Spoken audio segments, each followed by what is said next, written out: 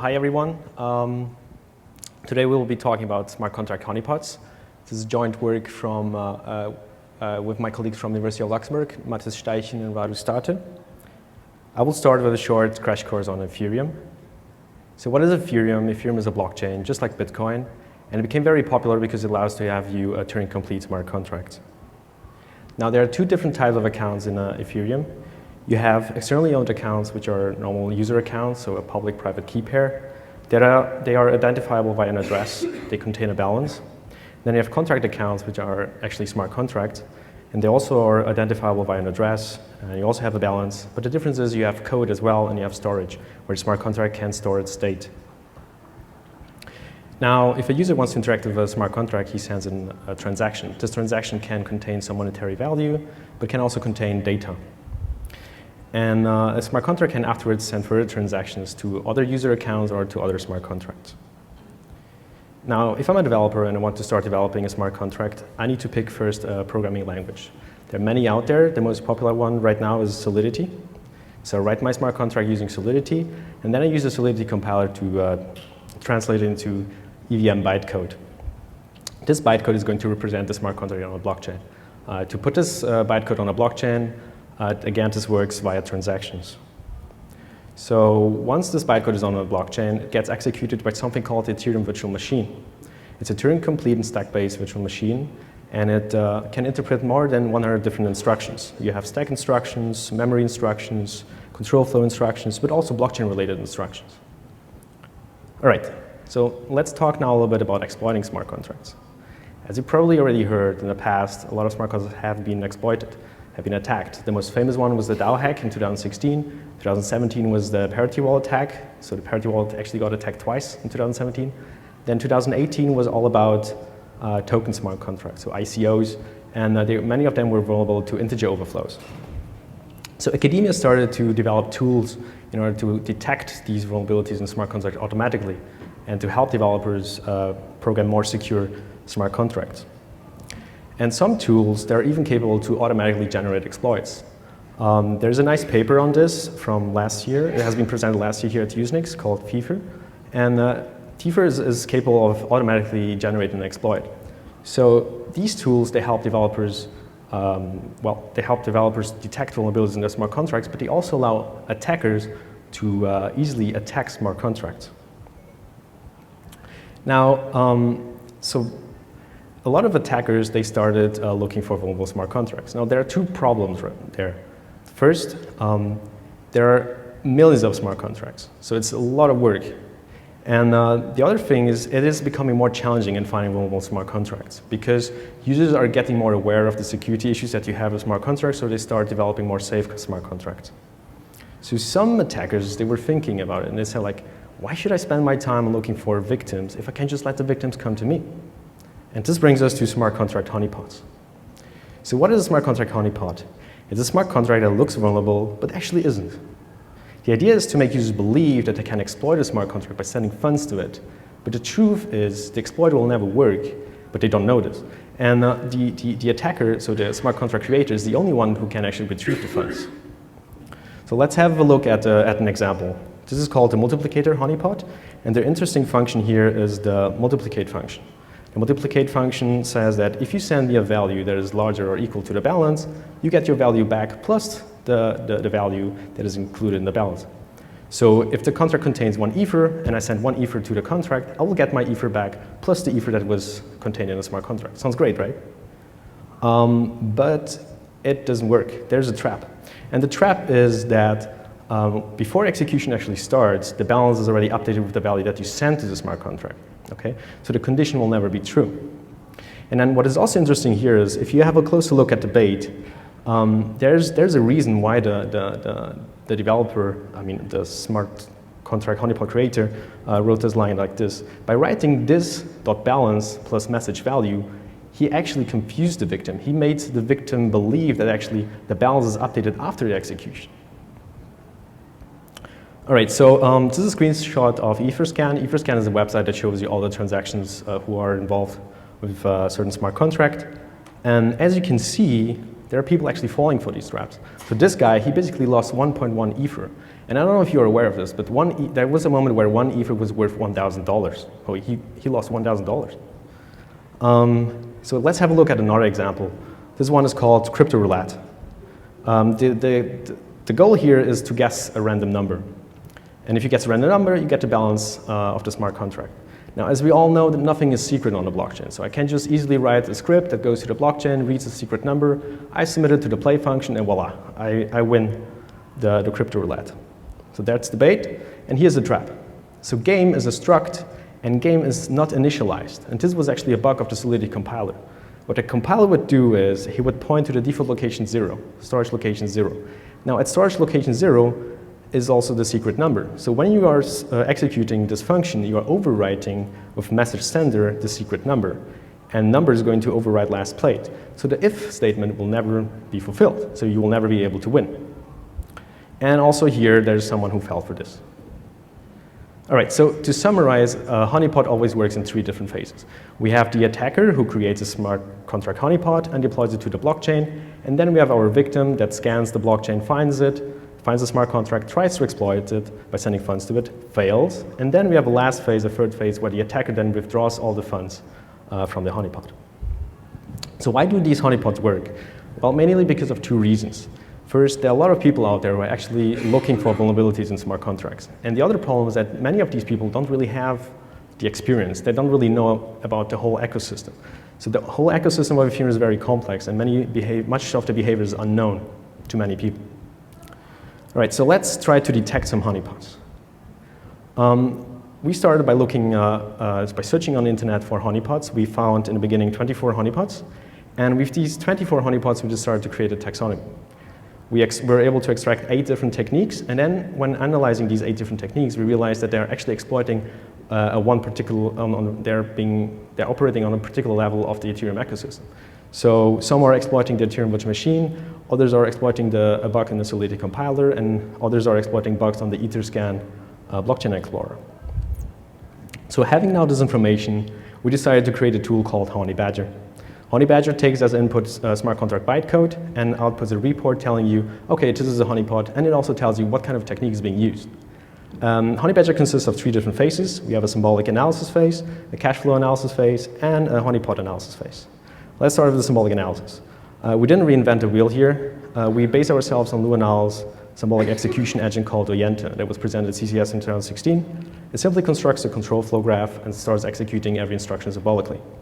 Now, many symbolic execution engines, they do not execute infeasible paths for performance issues. They're infeasible. But actually, if you remember our first example of our first honeypot, there was this if statement, and this if statement is actually always infeasible. So actually, we modified the execution engine because we want to collect this information of infeasible paths.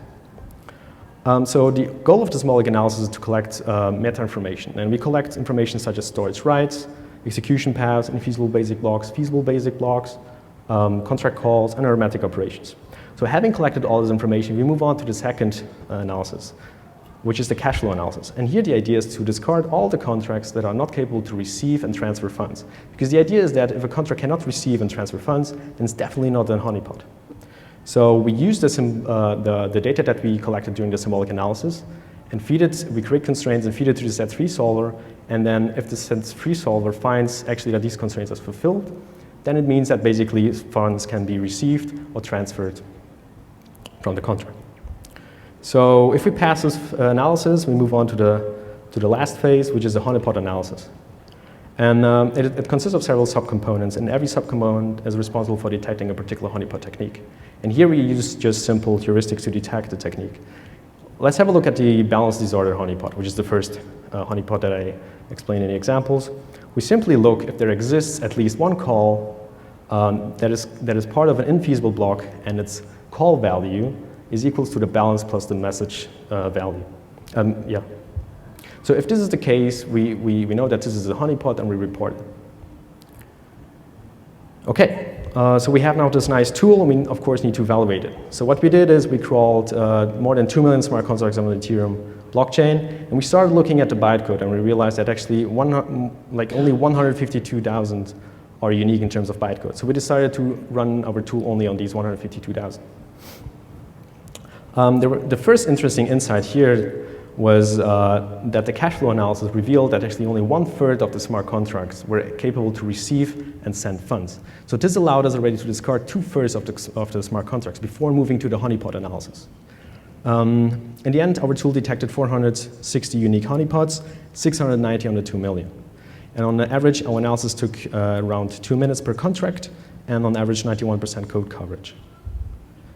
All right, so we had our results. Of course, we need to validate our results. So we decided to do a manual inspection of the source code. We went to Etherscan, and we tried to get the source code for the 460. In the end, we were able to get the source code for 323 contracts. And what we did is, well, we had a look at the source code and just simply checked if it was really a honeypot or not. We found out that 282 of these contracts were actually honeypots. So we had a precision on average of 87%. Now, if you have a closer look at the table, you see that actually for 5 of the 8 techniques, we achieve actually 100% precision. So this 87% precision comes from the 3 other techniques where we don't perform so well. Okay, so now having this data set of actually true honeypots, we decided to have some insights, okay? I mean, how successful are they? How much profit do they make? So what we did is we downloaded all the transactions that were involved with these 282 contracts. And then we used simple heuristics to basically label an address as either an attacker or a victim. Once we did that, we used these labels to then label a honeypot, to label a honeypot as either successful, aborted, or active. So now we could tell some numbers on the success rate. And as you can see, the success rate depends on the technique. So some techniques are more successful than others. And what is also interesting is that 71% only managed to trap one single victim. And this might be an indicator that people look at the transaction that happened or occurred through a smart contract before they try to exploit it. I mean, if they see that someone else tried to exploit it but failed, then they're like, oh, okay, there's something fishy. And what we also found is that the majority of them are attacked within the first 24 hours. And this might be an indicator that there are people who are automatically looking at the smart contracts that are being deployed on the blockchain, and then when they find a vulnerable smart contract, they probably think like, oh, okay, I found this vulnerability. I should be maybe quick about it. There might be someone else who also finds it, also solves it, and might be faster than me, because in the end, it's all about money. All right, then we had a look at the bytecode itself. And we found out that actually the bytecode is very diverse, even within the same technique. So just like applying signature-based detection on the bytecode on its own might be not really effective. Then we had to look at the popularity. So in our data set, the first honeypot has been deployed in January 2017. And the highest activity was measured in February 2018. What does this suggest? Well, basically, this means that honeypots are a recent and new trend of fraud, and that their number are increasing. Finally, we had to look at the profitability. And what we did is we simply accumulated all the ether that was involved in these 282 contracts. And we found that more than 250 ether has been stolen. And then we had to look at how much this ether was actually worth at the moment where the victim lost the ether. And we came up with an accumulated profit of more than $90,000. All right, so to conclude, honeypots are an emerging new type of fraud, and it requires further investigation. We already started by proposing the first taxonomy on honeypots, and we created a tool called HoneyBadger. It's capable of detecting honeypots at a large scale. We identified 690 honeypots with a precision of 87%, so there's still some room for improvement. And what we also did is we provided some first insights on honeypots. We already found 240 victims and a profit of more than $90,000 for the attackers. Now, to just give you a remark on this, so these are just lower bound numbers, okay? So this only represents the tip of the iceberg. The truth is we only focused on these 8 different techniques. And the truth is that there are more techniques out there. And so further investigation needs to be done there. All right, so all the code and data is available on GitHub. Everything is public. Feel free to check it out. We set up a website called honeybadger.uni.lu where you can simply go through the data. And the nice thing is actually we have HoneyBadger running on the background every day, checking for the latest smart contracts that are deployed on the blockchain. So here I was talking about 690 honeypots, and now we already are at more than 800 honeypots. So this shows again that actually honeypots are being deployed every day, and the number is increasing. All right, and that's it.